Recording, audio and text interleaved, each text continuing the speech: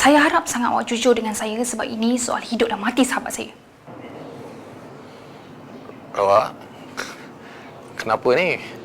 Why so serious? Afiq, dia hantar gambar mesra Rizky dengan Dian. Dia cakap dia orang bercinta nak kahwin. Hah? What? Bila ni? Pagi tadi Amara tunjuk dekat saya. Habis tu Amara macam mana sekarang? Nampak dia macam percaya. Walaupun dia tu keras hati, tapi saya nampak dia kecewa. Tak, awak, saya rasa kan gambar tu tak betul lah. Cuba awak hantar gambar tu kat saya cek betul ke tak. Masalahnya gambar tu tak ada dengan saya. Dia tunjuk je, dia tak share pun dengan saya.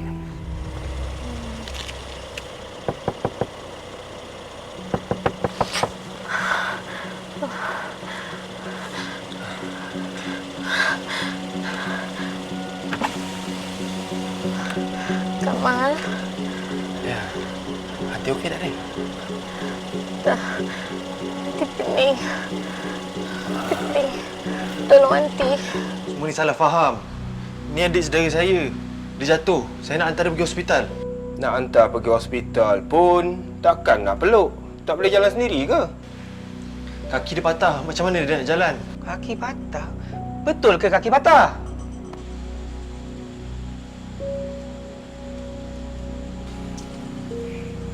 Kami tak boleh terima alasan kamu bulat-bulat.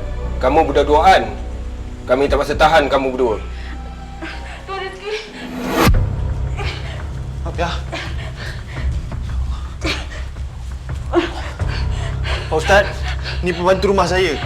Ni bukti kita orang tidak berduaan.